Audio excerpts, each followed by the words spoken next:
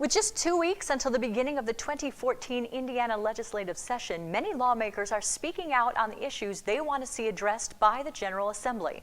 One piece of legislation originally introduced in 2011 is expected to be heavily debated again next year. H.J.R. 6 is a proposed amendment to Indiana's Constitution regarding same-sex marriage and civil unions. The Lakeshore's Sarah Holst recently sat down with State Representative Shelley Vandenburgh of Crown Point to talk about the legislation and what it could mean for Indiana.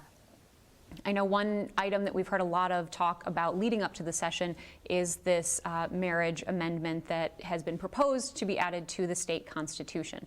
Now, one thing we discussed earlier is that some people may not be aware that Indiana already has a law regarding same-sex marriage, correct? Yes. Marriage in our state is between one man and one woman, and it is Indiana law.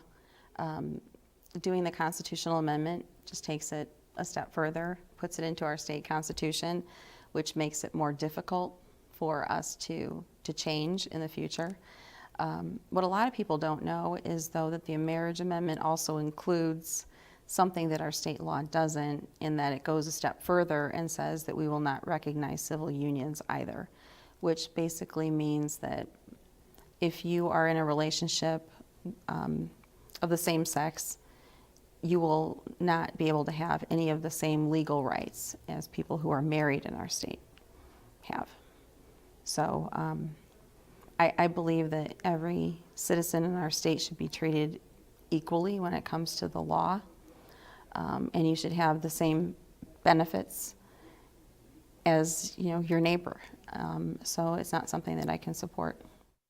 Another aspect of that I've heard a lot of talk about is the fact that social issues really shouldn't be the focus in this session, that quite frankly, whatever your feelings on it, we really need to focus more on the economic status of the state. Is that something you'd agree with? I think the social issues drive us apart. And the two parties, the Democrats and the Republicans, need to come together for what's right and what's best for the people that live here. We need to be focusing on things that we can do to make life better for the citizens that live here, to make education better, to make sure that the employers that are here are good employers who take care of their employees and care about really what Indiana is all about, and that's family.